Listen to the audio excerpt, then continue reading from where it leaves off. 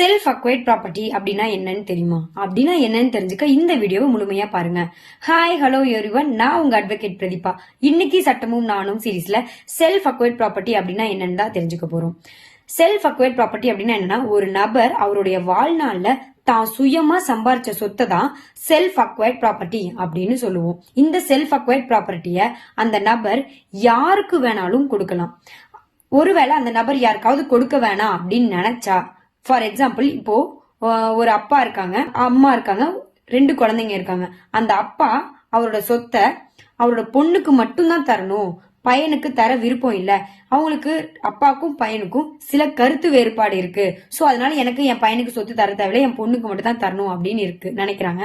அப்போ அந்த பையன் அவங்க அப்பாவுக்கு எதிராக கோர்ட்ல கேஸ் ஃபைல் பண்ணி எனக்கு அந்த சொத்து வேணும் வாங்கி கொடுங்க அப்படின்னு கேட்க முடியுமா அப்படின்னு கேட்டா கேட்க முடியாது.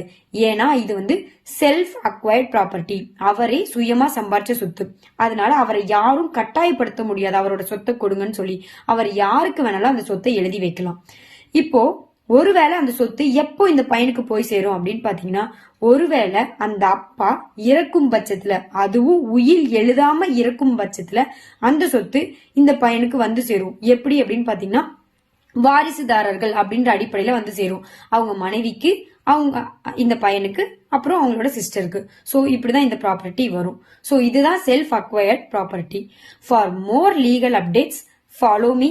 தேங்க்யூ.